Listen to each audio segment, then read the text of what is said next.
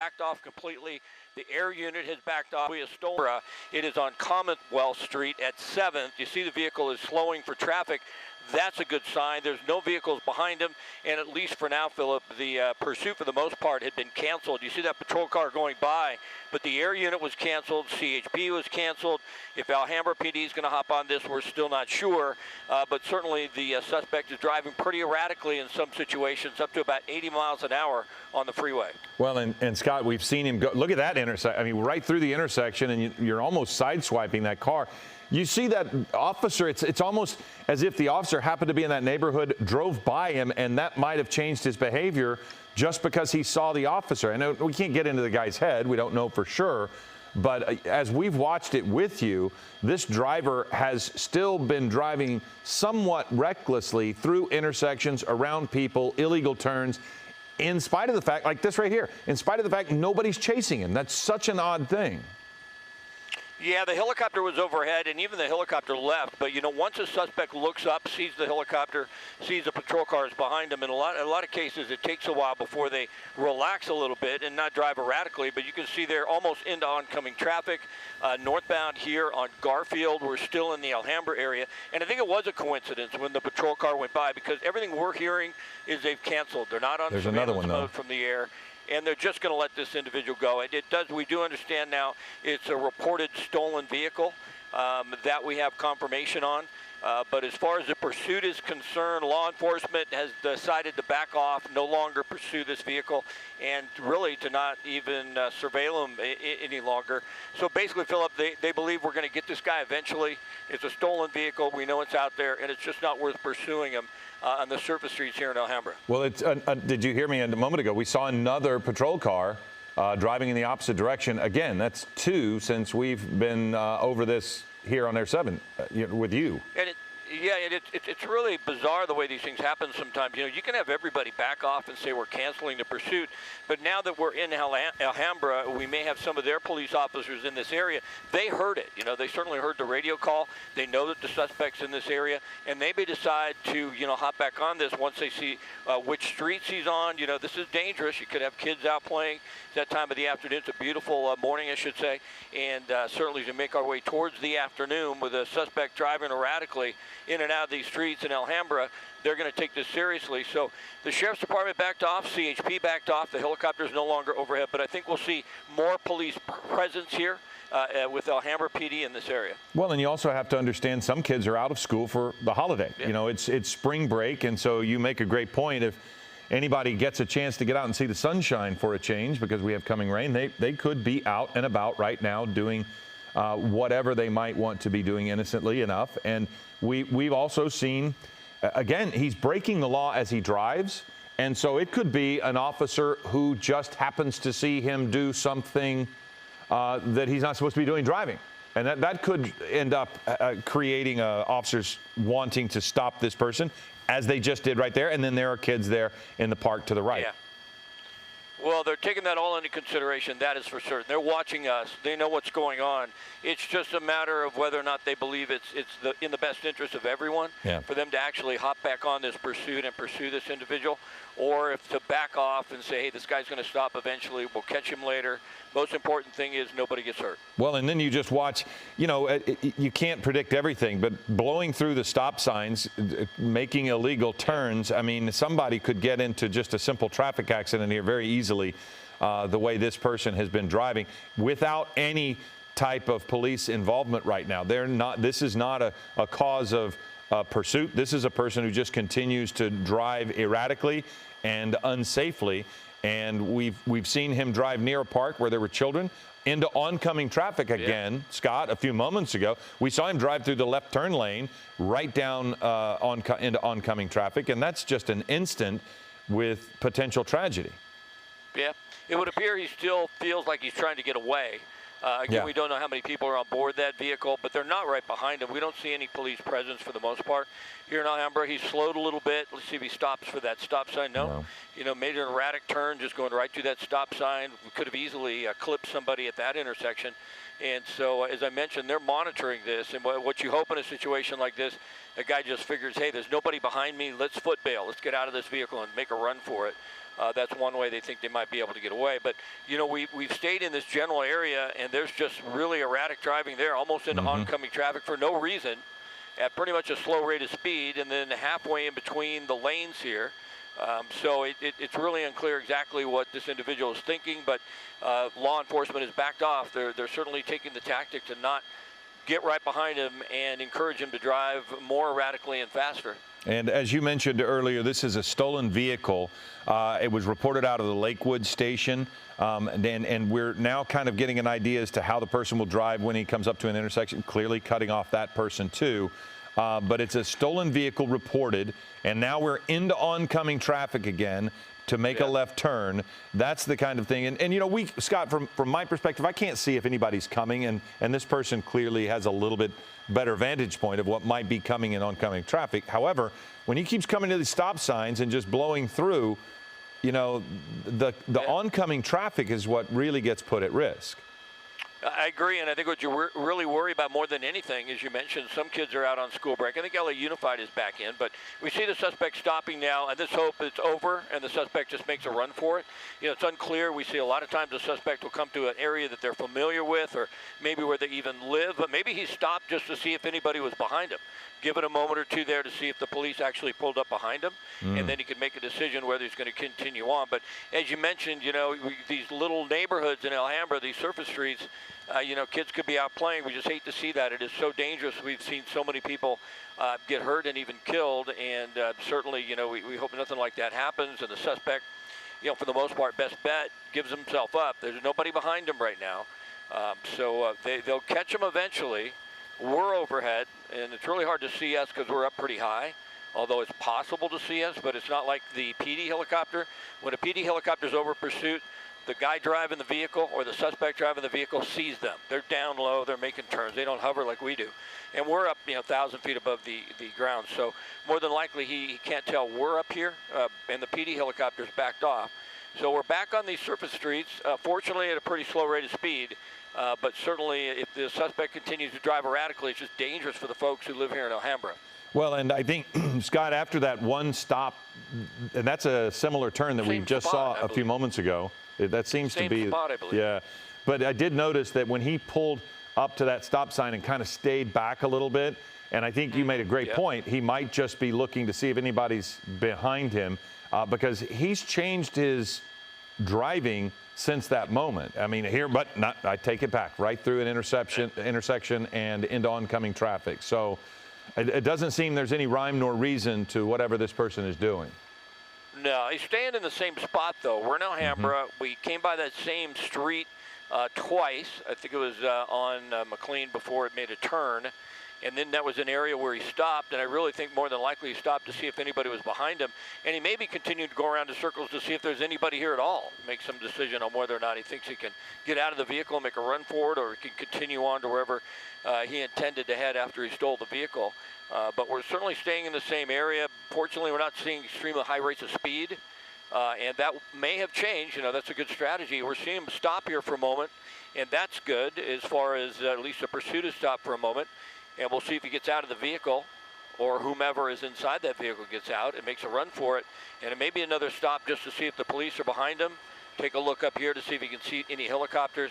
But at least for the moment, the vehicle stopped here on Alhambra Road. And another thing that we've seen in the past, Scott, is communication by the suspect to other people.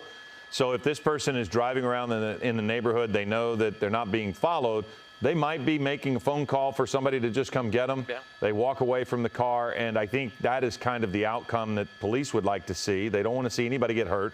They've decided not to follow this suspect right now, but there has been still erratic driving from this person. So it could be simply, like you said, I'm trying to figure out how to get rid of this vehicle and get out of this space.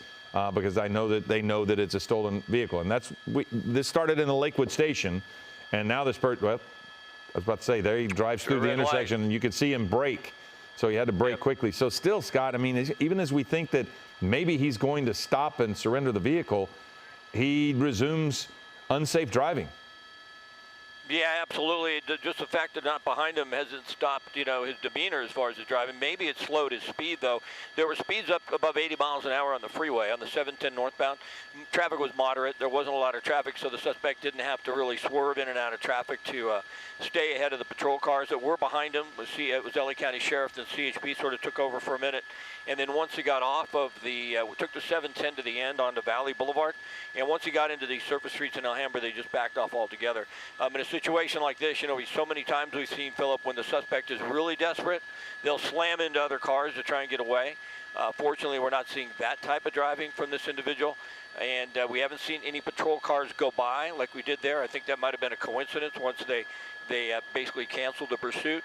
And, fortunately, at least what we're seeing is a suspect who does care about his own safety, because he's stopping at some of these stop signs, and we're not seeing extremely high rates of speed on these surface streets. So at this point, we just follow these things, and we hope they end without incident. And he may have stopped there or gone into that parking structure. It's hard to tell since he was on the back side of it, but I didn't see him come out of there.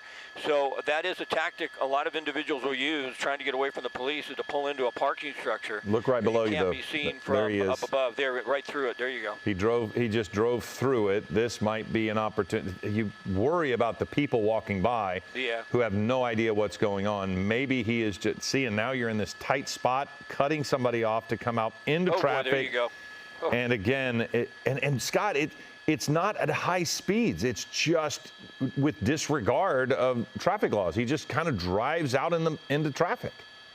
Yep.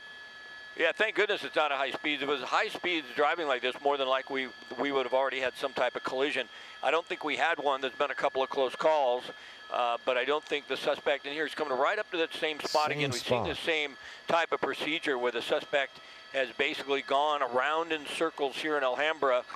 We're trying to figure out exactly what he may be trying to do, get away from police or meet somebody or find a good area to make a run for it, but right through that stop sign. Scott, I'm going to interrupt you if I can, Scott. We're going to wrap this up on ABC7. We are going to continue on the ABC7 Los Angeles app to see how this chase ends. I'm Philip Palmer along with Scott Wright, Brianna Ruffalo. This has been Eyewitness News at 11 a.m. Again, go to ABC7 Los Angeles app to continue watching the chase.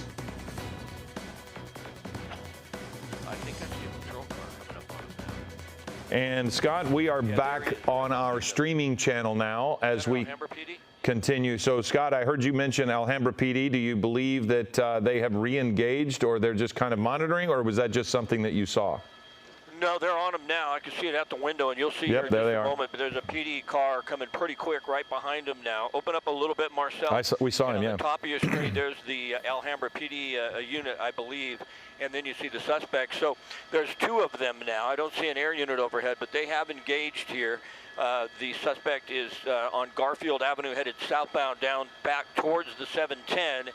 And now you see two patrol cars right behind him, and we do have some activity up ahead. Looks like maybe some construction or signal light that has stopped, and some vehicles there. So it'll see how the suspect drives in that type of situation when we come up on to stop traffic. But we've seen him take up pretty evasive maneuvers to try and get away, and now Alhambra PD is right behind him. It looks like they figure they should be behind this guy and see if they can't get him to pull over and stop this.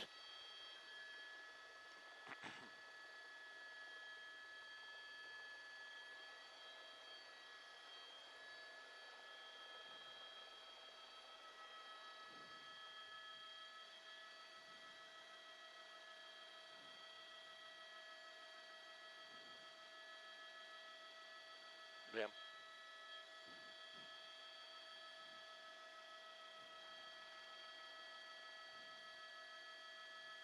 Yeah, and if the suspect drives slow enough and comes around one of these turns, then they could try the pit maneuver. See how he's slowing down? That's a great situation right there for a pit maneuver, if they can make sure that the area is clear in front of that vehicle. Another thing, since the suspect is staying in the same area, what happens is they actually get a lot more units in the area, and they can think about a spike strip. If he continues to make circles around the same area that he's sort of done, making a right turn, I think it might be on Garfield Avenue once again, going southbound. So when that happens, they have the opportunity to get units in position to use a spike strip. And now we have the suspect coming down towards a signal light that is red, and there is stopped traffic. So you see him making a abrupt turn to go down into an area. He was just in this He just went, before. he was going the other direction structure. down that lane. Yeah, exactly. Opposite direction, and now he's headed that way. So the longer it stays here, the more patrol units you're going to see in the area. Then they'll have the chance to do the pit maneuver, maybe in a spike strip, and get this over with. Well, then you also think that if he continues to get in the same area, they can close that intersection. You know, they can have officers. But here we go again. Now he's driving into oncoming traffic. Officers are behind him, but this is where it gets really scary for anybody who might be driving, because, and again, it's such an odd thing that he keeps going in the same space, but now really picking up speed. Yeah, patrol cars at every corner now, and if he makes a left turn here, he'd be back staying in that exact same spot. But now we're on Garfield headed northbound. We were southbound a moment ago. There are multiple patrol cars behind the vehicle, and as you mentioned, now the speed has picked up quite a bit. We might be able to bring it up on our speed tracker and get a pretty good estimate of how fast he's going, but certainly well above the speed limit, and unfortunately through some red lights. The patrol cars are still right behind, though. It's interesting how different jurisdictions have different policies and procedures, and how aggressive they might be in trying to stay with a suspect like this. But the patrol car is pretty close to him, right behind him. Open up a little bit, Marcel, and it gives you an idea how far behind the patrol car is. And I think in a situation like this, if he slows again on one of these turns, they're going to use the pit maneuver. They just have to make sure that there's nobody on the sidewalk, there's nobody that could be hit, because it can be extremely dangerous. That vehicle will spin out, but it's not a vehicle that's too big to do that to, and it may be one of the procedures or one of the strategies they'll use here in a moment. So you could tell patrol cars right behind him. We're on these surface streets next to homes and apartments. You've got a lot of folks out here. And now patrol car is going to pull right in front of him. Open up a little bit, Marcel, and you see there he was right there. They're going to make him go that way now. Yeah, it looks like it. And I think they're going to use a spike strip here if he stays in this area pretty soon, or the pit maneuver if he doesn't speed up. We'll just have to see how this proceeds. But they certainly here in Alhambra have decided they're going to get on this. Well, that's one thing, Scott. You mentioned jurisdictions treat things differently, and there's another officer right there on the side of the street. And the thing is, he wasn't leaving Alhambra's jurisdiction at that point. He was initially on the 710. He was going all over the area. Sheriffs were following him. CHP was following him. So they decided all collectively to pull back when he was driving erratically. But now he has chosen to stay in Alhambra and make this loop that he keeps going around. And Alhambra may have just decided collectively as an agency, this is too dangerous for our community, and we're going to try to put a stop to it. And they have had the officers being able to kind of corral this person by putting him in various places. And you're right, he's coming up on some of these corners, and he's going to have to slow down, and they might be able to pit him. It's possible, and he's just staying in the same area right now, just one street over from Garfield Avenue, which he was southbound on. He's southbound once again, and, you know, the longer this goes on and stays in this one area, the more patrol cars, the more units they'll have in the area, and the better they'll be able to try and stop this and sort of dictate what happens a little bit more. But right now, it's to the point, unless they do the pit maneuver, and we're right through Garfield Avenue there at a pretty high rate of speed. You see the patrol car, you didn't see it, but he stopped for safety. He wasn't willing to go through there. And now he has pulled over, so I haven't heard on the radio, but they may have decided to back off on this again, because the patrol cars that were right behind the suspect have now backed off. They've backed off completely. And we understand an air unit might be back en route, but it looks like the patrol cars in the area here are backed off for the moment. So backed off, or do you think maybe they've just pulled off to the side? Look at that. Well, they move. backed off in as much as they stopped following him. They were right behind him, and they decided not to do that any longer. Whether they backed off like they're not going to follow this at all any longer, I don't believe that is the case. But what they did was the patrol car that was right on his tail has decided, you know, so supervisor told them that's enough of that, I guess. And they decided, you know, let this guy go. It's more dangerous to be right behind him. And when he comes into these intersections, Scott, when he comes into those intersections, when there's those, it looks like drainage ditches or whatever, if his rear wheels nearly popped up off of the ground in one of them, and that was right when the officers stopped, because he did, like right in there, I think that might be one. When he hits those going straight, he runs the risk of losing control of the vehicle, because he's hitting them at about 60 miles an hour, and they're not meant for that. Through the gas station there. Yeah, there was a patrol car right there, and he decided to just take off and get out of his way. So it appears to me Alhambra has decided we're backing off. We're not going to stay behind this guy. I believe an air unit is en route. The vehicle's Whoa. now northbound, I think, on Garfield Avenue once again. We haven't been up in this area yet, this far to the north, almost into South Pasadena here. But it looks like all of the units have backed off. And that's interesting, you know, because as we continue, if the vehicle goes a little bit further north, it actually will be in South Pasadena's area. But it looks like he made a left turn. And if he makes a left turn once again, then we're basically staying in Alhambra. Well, and we haven't seen an accident, but we've seen a lot very close. And it's just either good fortune or people are aware and they're seeing him as they're in these intersections. But that last little sequence right there, he went through multiple intersections into oncoming traffic, and there were opportunities for accidents to happen, and they didn't. And that's been amazing. So far, we've not seen this vehicle make contact with anyone, but that seems to me more good fortune than anything else. Yeah, definitely. And, you know, making this left turn here once again, just staying in the same area. And, you know, we mentioned earlier that a couple patrol cars were driving in the opposite direction. It looked like just a coincidence, and I believe that is the case. But now the sheriff's helicopter is overhead. And like I mentioned before, you know, the suspect's going to know the sheriff is there. There's no question about that. It may not see us. We're up high. We're in a hover. Sheriff's helicopter, you're going to see the shadow. He's going to see, maybe even hear the helicopter. He's down a couple hundred feet, maybe 300 feet above the ground, making orbits. He'll come in through our shot probably here in a moment. But all the patrol cars here in Alhambra have backed off. It was interesting. You know, they decided for a minute, let's engage. I think somebody saw what was going on, maybe our signal, maybe something else. And they said, you know, this just isn't safe. It looks like this guy's driving faster. We can't do a pit maneuver here because there may be kids on the sidewalk. It may hit another car. You're not going slow enough for that. We don't have the necessary units in place to get out the spike strip. So just back off and let this guy go. It's safer to do that. And now just the helicopter is overhead. Yeah, the neighborhood he's in, every time they even had an opportunity for pit, it's right next to somebody's house. I mean, this is a congested area, and you're potentially causing some significant harm or damage or injury. I'm every time we've seen it, it seems like he approaches the intersections too fast to try to pit him. And even if they did pit him in those moments, it looks like it could cause more harm than anything else. But then again, here you have this, where he is navigating traffic, and now he's stuck. It went into a dead-end area, and this we'll see if he makes a run for it or backs out. Now, the strategy, though, if you had a patrol car right behind him, this would be over. Yeah. You'd have 3 patrol cars parked there. It wouldn't be over, but he might try and run. Oh, boy, look at this guy. Does this guy have any idea that this truck's being pursued, I wonder? Or it's just like, hey, buddy, I'm pulling in here. Get out of my way. It's hard to say. Oh, and he knocked over a pole. He just knocked over a power pole. Yeah, I don't know if there's a power pole. I can't see if there's a tree or something. And now he's going in front of that tree to try and get back on the street. So, okay, that's remarkable. This guy's desperate to get away. And there's a patrol car. Yeah, boy, almost got him right there, Philip. I think if he'd have been able to hit the back of that vehicle, we could have had it stopped. Well, that was either a telephone pole, or it was probably not a power pole, you're right, but it did look like it was the wire. It hit the wires that were above that might have been phone lines, maybe. But boy, he hit it with some force to break it off at the base like that. Yeah, absolutely. This suspect wants to get away. Open up a little bit, Marcel. We'll give you an idea. Keep opening up. There's the PD helicopter. And as I mentioned earlier, the suspect knows he's there. The suspect does know there's a lot of patrol cars in the area. Just almost hit one a moment ago.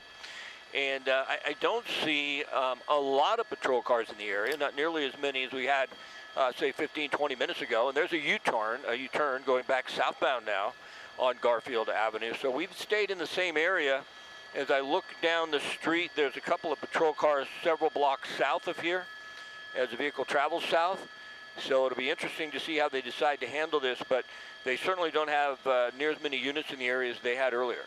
Well, one of the things that I saw when he got stuck in that parking lot was how quickly there was an officer there.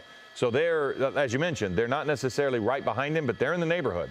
And they're able to get to him quickly. But look at these turns he's making. He's picking up speed again. The vehicle is going to be damaged. You can't really see it.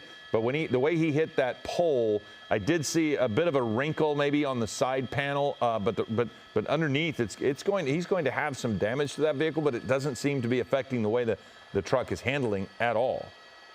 Wow! Yeah, look at that. Up onto the sidewalk, and you wonder why. There's nobody behind him. there was a truck in the way at that intersection, up in front of these homes, and then content to stay on the sidewalk and not get right onto the street, and now turn back to the north. So, boy, you know, just in the last couple of minutes, the driving has gotten extremely erratic, and I think they may take that into consideration, Philip. You know, we had the patrol cars behind the vehicle, and they decided to back off, but now with no one behind the vehicle, he seems to be more aggressive and driving at a higher rate of speed. So they may start to change their strategy a little bit and say they got to get around and behind this guy. So if he pulls into another dead end, we can trap him or we can pit him if he gets in a situation where it's safe. But the patrol car is backing off. Did not change his demeanor much. He knows the helicopter's overhead, but we're seeing this individual right now drive at a higher rate of speed through some of these surface streets than we saw earlier.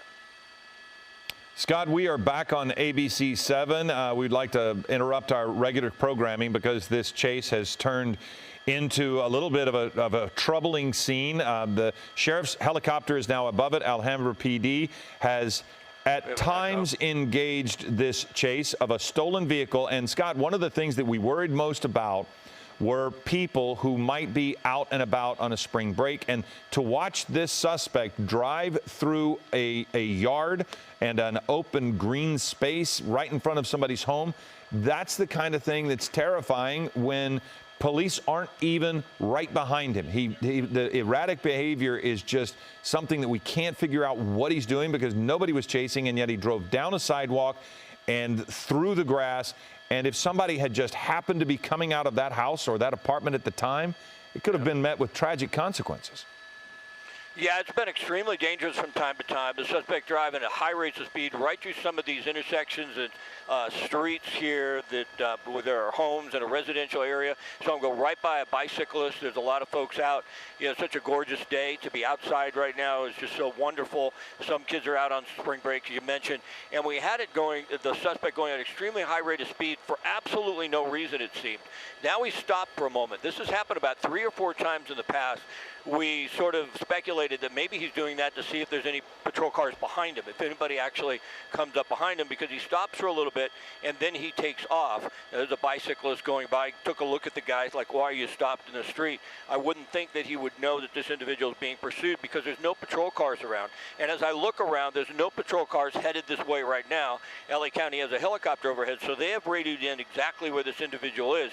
So for a while there, they let this go and they dropped off their surveillance mode and they forgot about this pursuit altogether of this pickup truck here, this Ford Explorer Sport that came back stolen. And then they got on him in the Alhambra area, Alhambra PD did, and the suspect started to drive a little faster and they decided to back off. But when they backed off, he started driving even more erratically. So right now somebody's making a decision on exactly how they're going to try and handle this. See, the suspect stopped, started once again, into oncoming traffic once again, so certainly taking a dangerous tone here. And now you have people interacting with him as he drives by. Wasn't that the area that he drove down the sidewalk where he stopped just now? It looked familiar. Yeah, I think it might have been a different street. They all sort of look the same, but it may have been, Philip. But now we're hearing they're backing off altogether again. So it's been a real flip-flop here as far as what law enforcement is going to do as far as their procedure. 1 minute they're going to pursue this individual. The next minute they're going to let him go. 1 minute they cancel the helicopter overhead. Then they get him back in here, and now we understand the helicopter's been released once again. So it looks like they're back to what we were doing maybe 20, 30 minutes ago, and that is just, sitting back on this and saying, let this thing play out, and we'll catch this guy later, because right now there's no units in the area, and the helicopter, the LA County Sheriff's helicopter has departed as well. Okay, well, we're seeing on the right earlier when the suspect drove up on the sidewalk as we watch left, a live image. But you can see on the right, there's a person standing right there on the street corner. This is the kind of thing that with that particular behavior, somebody could just be in the wrong place at the wrong time, and this person has really started to take some odd movements. And it was not the section that we were looking at a moment ago because you could tell by the trees. But the live look on the left, now he has come to another intersection and has stopped once again. And Scott, it just, we can't really get in the mind of the suspect, nor do we have all of the information police have as to why they are taking the actions they have. They may have identified this suspect. They may know exactly who it is. They may not. But they're just making decisions with information unavailable to us at this point. But we did see this suspect back into a pole and snap that pole off at the base when he was pinned into a parking lot by what looked to be just a person who was driving into that same parking lot. And it was a bit of a standoff where the person wasn't going to move. And this truck backed up with some aggression and knocked over a pole, which, you know, again, Scott, that was the moment you kind of thought, well, if there was an officer right there, maybe they could have pinned him in. But at the same time, they're going to have to really disable this vehicle because he has shown a willingness to drive on the sidewalk. He doesn't necessarily just stick on the roadways. Yeah, we haven't seen him come up on one situation where he's actually couldn't move, where he didn't try and get away, didn't go up on the curb, didn't go in between vehicles, and especially once the patrol cars got behind him, he started to get real aggressive. But there's nobody behind him now, and he's staying in the same area in Alhambra. North Monterey Street, we've been on that like 4 or 5 times, been on Garfield, been on Atlantic for a moment, and basically just staying in this same area over and over and over again. There's an abrupt stop, and most of the stops before Philip, he sort of slowed, but he abruptly came to a stop here in front of a home on Monterey Street. And so we're seeing this type of behavior from the suspect to stop, start, stop, start. And as you mentioned, we have no idea what's going on in the mind of the suspect. We don't know if drugs or alcohol are involved. And this could be another spot here where he's actually trapped. I can't quite see him out the window at the time, just in the camera, what you're seeing. This also, you know, leads you to believe that if they are right behind him in a situation like that, they'd be able to pit him right there. That wouldn't be a problem. But they've decided to back off. You know, you can't really second guess that strategy. I think it's a good one in a lot of cases because, you know, the most important is the safety of the individuals in this neighborhood, and then nobody gets hurt. Yeah, and we were just showing a moment ago the replay of the being pinned into that parking lot and knocking over. After a couple of looks at it, you can see that it does appear as if it was a telephone line because you can see everything on the wires come loose, and it is not. But the force that you've got to hit to break that off like that, he was backing up and just either didn't see it or intended to do it. But now his actions here on the left, which are live, you can see that again it's just repeating the same behavior over and over, Scott. Sometimes he enters these intersections kind of slowly, but he has shown no willingness to stop at this point.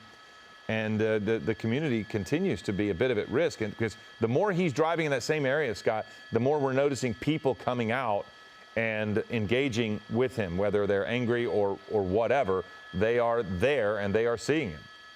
Yeah, that definitely complicates things, but now we're seeing the suspect go further south than we've seen him go in some time. So basically it stayed north of this, and now we see him headed southbound on Garfield Avenue, quite a bit further south than where he'd been going around in circles for the last 10 to 15 minutes or so. Say some pretty high rates of speed here as well, and into oncoming traffic or into at least that lane of opposite direction, then making a quick turn. So it's very difficult to get any sort of gauge. Oh, there he goes, into an apartment structure, or parking structure. Not certain if that's the same one we saw him go into before. It is not. This may be next to a shopping center. As I mentioned earlier, a lot of suspects will try and use this as a tactic to try and get away because you can't be seen from the air. That's a big parking structure as well, so it'll be interesting to see if the suspect comes out again like he did that one time when he went into a parking structure, or if he just goes inside there, gets out of the vehicle. Looks like we found him. There he is, right back out. So I guess that's not what he was trying to do. But isn't that odd too, though, Scott? I mean, that seems odd to go into the parking structure. We've seen that before, where they park and they get out and they try to blend into whatever surroundings and walk away. This person is driven into parking structures, but then comes right out the other side, and it's happened multiple times. Yeah, I went in, turned around, and came right back out. So, you know, extremely difficult, if not impossible, to try and get an idea what he's thinking or, you know, what his plan may be here. We always hope that his plan is to go into a parking structure, get out of the vehicle, and make a run for it, because then we know that that vehicle is not out here darting around at 50, 60 miles an hour and could kill somebody. But the speeds are pretty high right now, going back northbound on Garfield Avenue, back to the same area that we were at before. And as I look out the window and we open up a little bit, it appears that there's no law enforcement presence whatsoever now in this area. Back on the same street we were on before, slowing down, There seems to be a pattern a little bit here as far as the area the suspect stays in. Seems to be a pattern a little bit as far as how he drives. Unless the patrol cars get behind him, then he appeared to get a little more aggressive. As you mentioned, we have those rain gutters. Well, that was close. That looked like a vehicle that just pulled out of the driveway, I believe, and almost hit him there. So it gives you an idea how dangerous this is. Boy, we just hate to see this. We hate to see some innocent person get injured or killed. But this is what's possible here with this pursuit in Alhambra. Scott, I'm going to let you talk to our assignment desk for a moment as we continue to follow this chase. They wanted to pass along some information to you, so we're continuing to watch a stolen vehicle suspect. Authorities in Alhambra have at times engaged, but right now have really pulled back. We saw a sheriff's helicopter above for a moment. That's some of the dangerous driving that he's been pulling through those intersections with those dips, the drainage system that he really hits at 60 miles an hour, and you can watch the vehicle get a little unstable when he hits them. But then he continues to find places like this where he just stops at an intersection and then kind of surveys the surrounding neighborhood and then resumes his erratic driving. And we've seen him pull into oncoming traffic. We've seen him use the left turn lane to pass people on the left and make turns through intersections. There have been a couple of instances where he's nearly hit people. There have been a lot of people on the sidewalk, which you see right there. And again, there's a community out there that are at risk and might not even know it because of the way this person is driving. Scott rejoining us now because we're showing video of the person driving through someone's yard. We've seen him go on sidewalks. We've seen him knock over a post, which we're looking at right there on the right. Again, it looked to be a telephone line pole that they knocked over. But again, on the right now, we are showing the suspect live driving away in a stolen vehicle. Now, Scott, we don't know if this person is armed or not armed. We just know that right now the only thing that we have is that there was a reported from the Lakewood station that this truck was stolen. And so at many times, officers have pulled back and they've just kind of waited to see what was going to happen. And the behavior certainly hasn't changed much. No, not at all. And we tried to peek in as best we could to see if there was a passenger, and it doesn't appear that there is. And it doesn't mean there's not somebody in the back seat. I mean, you always have to keep that in mind, and law enforcement does as well. And they always have to consider that a suspect like this is armed. I mean, they're always going to consider that as the case. That's the only safe way to really approach something like this. If it's a stolen vehicle, somebody's driving like this, and they approach, they have to, first and foremost, think this individual can be, possibly could be, and they have to treat him as if he is armed. So that is always taken into consideration. But it's interesting that we just stay in the exact same place. Mm-hmm. And I think as a strategy, because the suspect is driving so slow in some instances, and he's staying in the exact same area, it seems like if they did put law enforcement on all these corners that he's gone through multiple times, they might be able to throw a spike strip in front of him. They might be able to try something.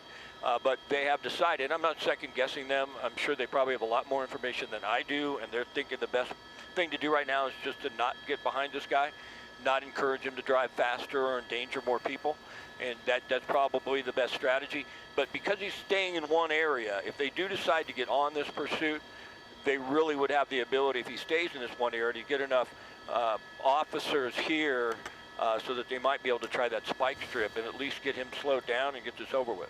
Well, we're continuing to watch this. We're going to follow it for just a couple of more minutes to see how this developed. Other than that, we would probably eventually just release this to let us return to regular programming and let law enforcement do what they're going to do, because at this point, it's just been a series of us following this vehicle, driving around, very much putting the community at risk with his ways of driving. But for now, and again, Scott, I would totally agree with you. You can't second guess law enforcement, because this is a good idea generally to just back off, because most of these suspects settle down, drive safely, and eventually just get rid of the vehicle and go back to, feeling like they can get away. But this person, unfortunately, has not really decided to drive safely. Were those motorcycle officers there on the side there? That he just drove by? There was an officer there. That was the spot where he backed up into that telephone pole that we just saw a moment ago. So that gives you an idea. He's just staying in the exact same place. I mean, within 3 or 4 blocks. He's been through the 3 or 4 blocks. I would say, you know, at least half a dozen, if not a dozen times now, coming past all the same homes. So if he knows this area, you know, who knows at this point in time. But law enforcement still is content to just completely back off on this individual. And, you know, as you mentioned, hopefully he makes a run for it, just gets out of the vehicle, and then there would no longer really be a threat. Okay, Scott. Well, we are just about going to wrap this thing up. Oh, you see a couple of, therein is another part of this process. You see these people getting upset and engaged. But we've got about 20 seconds left in this, Scott, so we're going to wrap our coverage up of this. We will continue to monitor it, and we will let you know if anything develops that is necessary. But along with Scott Wright, this has been Philip Palmer and a pursuit suspect. But at this point, we're going to turn this back over to the authorities, and we will cover more if